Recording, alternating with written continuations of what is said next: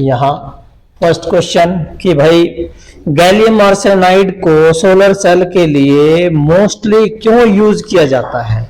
Question है बेटा, why gallium arsenide is mostly use for solar cell. बेटा solar cell बनाने के लिए why we have use mostly gallium arsenide. Gallium arsenide को क्यों यूज किया जाता है, क्या करना है? नो वो नहीं है, ये है एब्जॉर्बिंग पावर, ज्यादा एब्जॉर्बिंग, जो लाइट है सोर्स से उसको एब्जॉर्ब करने की कैपेबिलिटी क्या होती है, ज्यादा होती है। It mean coefficient of the absorption is large. क्या कारण है? बिकॉज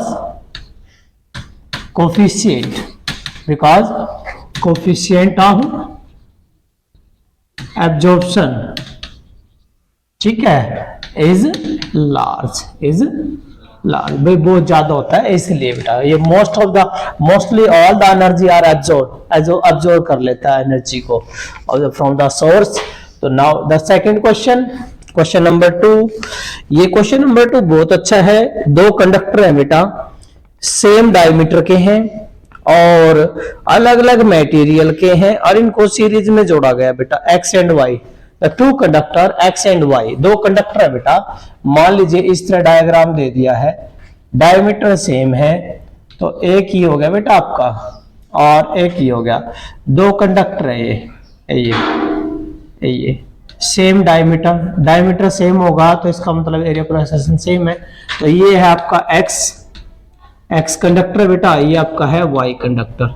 ये अलग अलग कंडक्टर है और हमने सोर्स ऑफ बैटरी के साथ कनेक्ट कर दिया है। ये कहता है अक्रॉस द बैटरी के अक्रॉस कनेक्ट कर दिया बेटा, ये लो जी कनेक्ट कर दिया। तो हमें पता बेटा करंट जाएगा, करंट तो बेटा क्या होता है, सीरीज में सेम होता है। क्या है, दोनों सीरीज में है तो इसका मतलब क्या हुआ, करंट किस में, एक्स में, प्लस करंट किस में, वाई में। तो किसके बराबर आएगा, करंट के बराबर आएगा। तो टोटल है तो वही करंट है, इसमें भी आई और इसमें भी आई है बेटा। देखिए ये हम क्या लेंगे बेटा, यहां प्लस की बजाय हम ये लेंगे कि बराबर, क्या रहेगा बेटा, बराबर। एक्स में भी करंट आई, वाई में भी करंट आई, तो करंट तो सेम रहेगा, दोनों में करंट सेम रहना है। तो कहता है कि इसमें if number density of electron in first given है बेटा कि नंबर डेंसिटी ऑफ इलेक्ट्रॉन, क्या बेटा, number density of electron in X is twice the number density of electron in Y. क्या दिया हुआ है आपको, गिवन है बेटा कि नंबर डेंसिटी किस में, एक्स में, बराबर है कितनी है, नंबर डेंसिटी ऑफ कितना है, ट्वाइस है वाई का। एक्स में जो नंबर डेंसिटी है वो क्या है, twice of the number density of the Y, ये दे दिया है।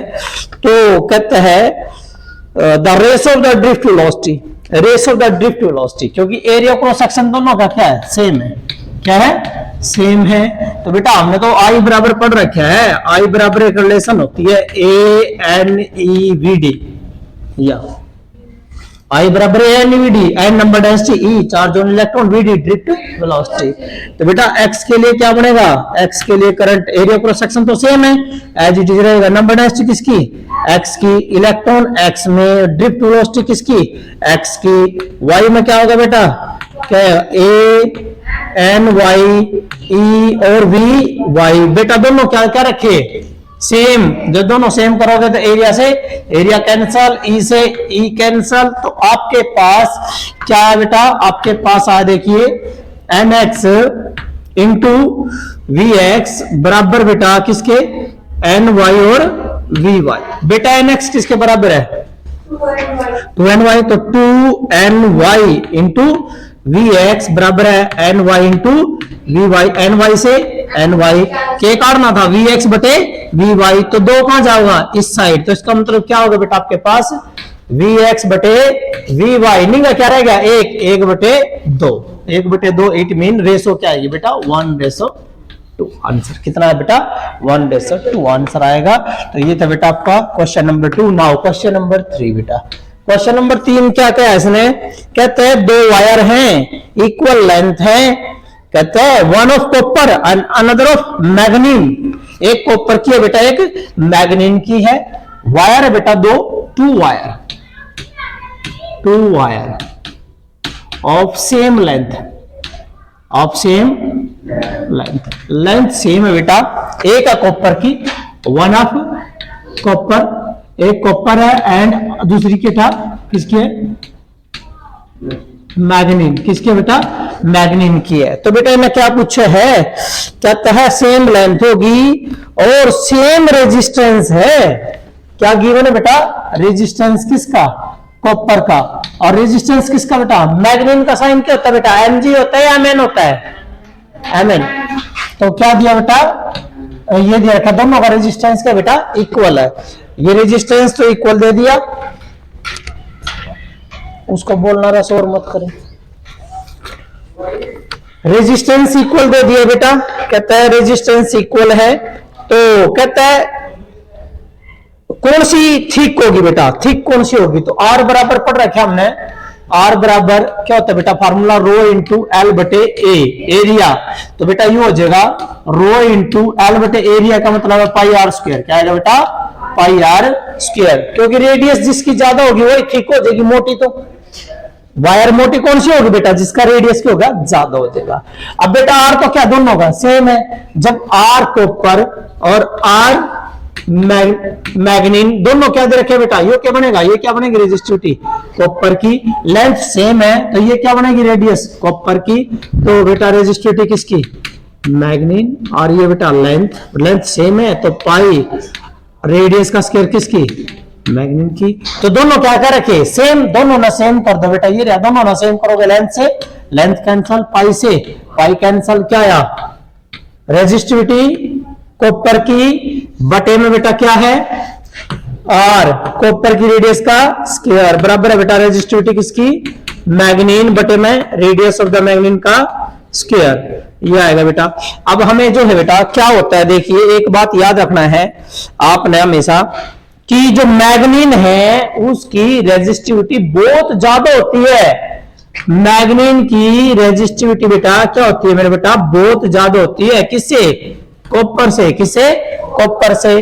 तो बेटा अब इसके नीचे नहीं लेकर जाओ, जब इनने इसके नीचे ले तो ये कौन जाओगा ऊपर, रेडियस किसकी बेटा, मैग्नीन का स्क्वायर बटे रेडियस किसका, कॉपर का रेडियस का स्क्वायर बेटा, बराबर आया रो किसकी, मैग्नीन बटे रो किसकी, कॉपर की। देखना भाई जब बहुत बड़ा होगा तो greater than one, greater than one, जब ये ग्रेटर देन वन है तो ये भी क्या होगी, ग्रेटर देन वन, तो इसका मतलब है रेडियस किसकी रहे, मैग्नीन की, greater than radius of the copper. तो कौन सी बड़ी है रेडियस, मैग्नीन, तो थिक कौन सी है, मैग्नीन, ये आ जाएगी थिक वायर किसकी बनेगी, मैग्नीन की।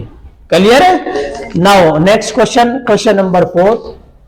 बेटा जो क्वेश्चन नंबर 4 है वो क्या कह रहा है कि नाइक्रोम और कॉपर की वायर है, सेम लेंथ है, सेम रेडियस है, आर कनेक्ट इन सीरीज, दोनों कनेक्ट कर दी बेटा सीरीज में, सेम लेंथ कही बेटा सेम रेडियस, ठीक है, और एक है नाइक्रोम की और एक है बेटा किसकी, कॉपर की, और करंट पास कर दिया बेहतर उनमें से, कहता है विच वन गेट हीटेड मोर, कौन सी गर्म ज्यादा हो जाएगी। तो मेरे बेटा आसान सा क्वेश्चन है, एक ये नाइक्रोम की, क्योंकि एरिया सेम है तो ठीक है बेटा, ये करंट पास करा क्या बेटा, आई करंट पास, क्योंकि करंट तो सीरीज में ना सेम जाएगा बेटा, करंट सीरीज में कनेक्ट कर रखी तो सेम जाओगी। एक नाइक्रोम है बेटा, एक कॉपर है, ये क्या बेटा नाइक्रोम और ये क्या बेटा कॉपर है, ठीक है बेटा। तो जो है क्या बोला इसने कि सेम लेंथ, दोनों की लेंथ क्या बेटा सेम है, इसकी भी लेंथ एल है और इसकी भी लेंथ बेटा एल है, और बेटा रेडियस भी सेम है। कहता है विच वन हीट, कौन सी ज्यादा हीट होगी बेटा, एक ध्यान रखना, नाइक्रोम की रेजिस्टिविटी ज्यादा होती है, क्या होता है बेटा रेजिस्टिविटी किसकी बेटा, nichrome is greater than resistivity of the copper.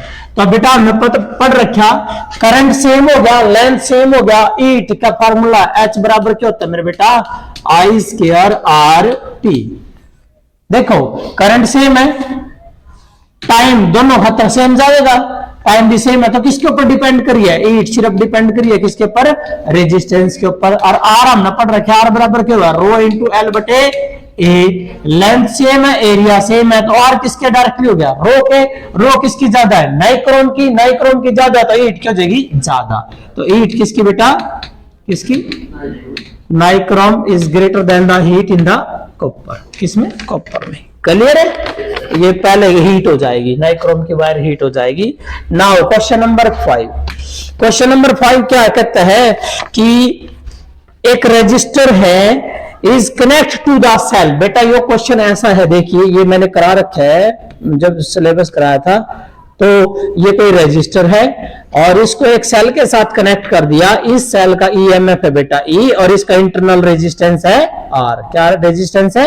Are. ऐसे कनेक्ट कर दिया और यहां पर वोल्ट मीटर लगा दिया, पोटेंशियोमीटर। क्या लगाया है? क्या लगाया है? पोटेंशियोमीटर लगाया है ये। तो कहता है पोटेंशियोमीटर की रीडिंग क्या होगी? कहता है कि connect across it the potential difference, right the expression for. Expression लिखना बेटा किसके लिए? Internal resistance. ये क्या होता है बेटा? दैट इज द, क्या होता है बेटा? ये इंटरनल रेजिस्टेंस किसका बेटा? Of the cell, of the cell. इसका संबंध बेटा V के साथ, E के साथ, R के साथ। तो मैंने बता रखा है R बराबर होगा, क्या होता है? EMF बाय V माइनस 1 इंटू में R। ये है बेटा रिलेशन। ये EMF होता है सेल का। ये क्या होता है बेटा? पोटेंशियल डिफरेंस, जो ये मेजर करेगा, जिसको हम क्या बोलते हैं? टर्मिनल। क्या होता है ये? Terminal potential difference. क्लियर है? And that is external resistance. तो ये है question number 5। Now question number 6। Question number 6 क्या है बेटा? एक वायर है जिसका रेजिस्टेंस 8 ओम है बेटा। बहुत अच्छा क्वेश्चन है। एक वायर है जिसका रेजिस्टेंस 8 ओम है बेटा। उसको है ना किस रूप में डाल दिया गया है? सर्कल के रूप में। तो नया रेजिस्टेंस बताना है, डायमीटर। एक वायर है बेटा, एक वायर थी जिसका रेजिस्टेंस कितना था बेटा? 8 ओम था। तो इस वायर को किस में कन्वर्ट कर दिया? एक सर्कल। किस में कन्वर्ट कर दिया बेटा? एक सर्कल में। तो ये डायमीटर है बेटा। तो ये पॉइंट ए और ये पॉइंट बी। इस डायमीटर पे बताना है, अक्रॉस द डायमीटर। कहता है अक्रॉस द डायमीटर। बेटा लेंथ हाफ हो जाएगी तो रेजिस्टेंस क्या हो जाएगा? हाफ। तो इसका मतलब टोटल 8 था, तो यहाँ कितना रह जाएगा? ऊपर 4। यहाँ कितना रह जाएगा? 4। ये 4 और 4 किसमें? दोनों पैरेलल। किसमें बेटा? पैरेलल। तो नया क्या बनेगा? पैरेलल का फॉर्मूला होता है 1/rp बराबर है 1/r1 प्लस 1/r2। तो बेटा 1/4 प्लस 1/4 कितना है बेटा? 2/4। It mean 1/2। उल्टा कर दो तो नेट रेजिस्टेंस हमारा कितना आया? 2 ओम। कितना है बेटा? 2 ओम। ठीक है बेटा, ये आ जाएगा। ये क्वेश्चन दूसरी तरह भी आया हुआ है। वो कहता है एक वायर है जिसका रेजिस्टेंस क्या है बेटा? ये क्वेश्चन नंबर 7 दूसरी फॉर्म में बेटा। एक वायर है जिसका रेजिस्टेंस कितना बेटा? 8 ओम है। वो कहता है कि उन्होंने बेंड कर दिया 180 डिग्री तक। बेटा किसी वायर में आप 180 डिग्री से बेंड करोगे तो इसका मतलब है ये कोई रेजिस्टेंस है 8 ओम, है ना? इसको बेंड कर दिया 180, तो वापस में मोड़ दिया। जब इन्हें वापस मोड़ोगे तो लंबाई कितनी कर दी? आधी। एरिया कितना हो जाएगा? डबल हो जाएगा बेटा। आपको लेंथ है उसमें 180 का मोड़ दो। 180 का मोड़ने का मतलब वापस मोड़ दिया, बीच में है लंबाई क्या हो जाएगी? आधी। एरिया क्या जगह? दुगुना। तो इसका मतलब है इस केस में बेटा, इस केस में यदि वो कहता है कि बेंड कर दिया कितने का है? बेंड थ्रो 180 डिग्री, तो इसका मतलब है लेंथ कितनी होगी? लेंथ कितनी हो जाएगी? हाफ। और एरिया क्या हो जाएगा? ट्वाइस। कितना हो जाएगा बेटा? ट्वाइस। समझ गए? इस केस में जो नया रेजिस्टेंस है R डैश बराबर है rho into L dash by A dash. तो बेटा R rho into L dash कितना हमारा? L बाय 2 है, और बाय ए डैश कितना? इंटू 2 है। कितना हो गया बेटा? 1/4 रो एल बाय ए। और ये कितना दे रखा हमें? 8। ये वाला क्या होता है बेटा? इनिशियल रेजिस्टेंस क्या होता है? R बराबर है रो इंटू एल बटे ए। ये कितना दे रखा? 8। ये रहा बेटा 1/4 गुणा 8। आंसर कितना आया? 2। कितना आ गया? 2।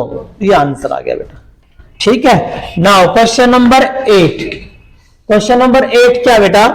क्वेश्चन नंबर 8 में है, कहता है कि when electron drift in a metal, कि जब इलेक्ट्रॉन ड्रिफ्ट होते हैं बेटा मेटल में from lower to higher potential, भाई लोअर पोटेंशियल से हायर पोटेंशियल कोई इलेक्ट्रॉन जो है ड्रिफ्ट हो रहे हैं मेटल के अंदर, तो कहता है डज इट मीन, क्या इसका मतलब है कि all the free electrons move in the same direction, क्या हो ऐसा हो सकता है कि लोअर टू हायर जाए, नहीं हायर टू लोअर, क्या होगा नो, ऐसा नहीं होगा।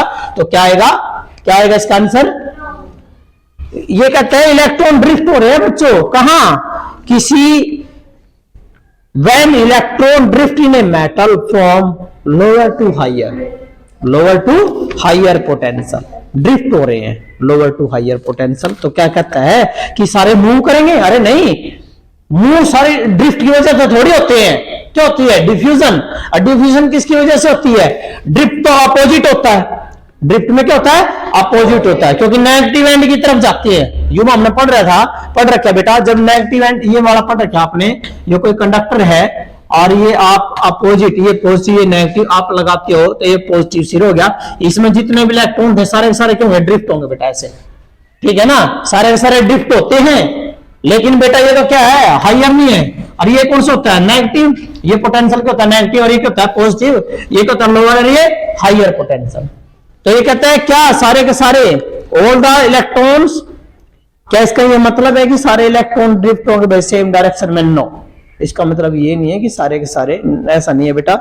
अगला क्वेश्चन है कि graph between the resistance and temperature, बहुत अच्छा क्वेश्चन है, ये इंपॉर्टेंट क्वेश्चन है बेटा, आता है ये इस तरह का क्वेश्चन आता है आपका कई बार कि भाई ये V दे रखा और ये I दे रखे बेटा, और ये जो है ये तो एक मेटल A है एक मेटल B है, कुछ भी पूछ ला वो, किसका टेम्परेचर ज्यादा है, किसका टेम्परेचर कम है, किसका रेजिस्टेंस ज्यादा, तो बेटा याद रखना यदि यहां V हो और यहां I हो तो याद रखना इनका स्लोप क्या देगा, VI ग्राफ का जो स्लोप है बेटा क्या लिखेंगे, द स्लोप ऑफ, क्या बेटा स्लोप ऑफ किसका VI ग्राफ, ऊपर V और नीचे I, तो क्या देगा बेटा वो देगा आपको टेंजेंट थीटा, और बराबर क्या होगा रेजिस्टेंस, क्या होगा बेटा रेजिस्टेंस, जिसका एंगल ज्यादा है, मान लो ये एंगल है θ1 यहां से, और ये एंगल है कितना बेटा θ2, कौन सा एंगल ज्यादा है θ1, एंगल ज्यादा तो R भी क्यों जगह ज्यादा, इसका मतलब रेजिस्टेंस किसका A का ज्यादा हो जाएगा, रेजिस्टेंस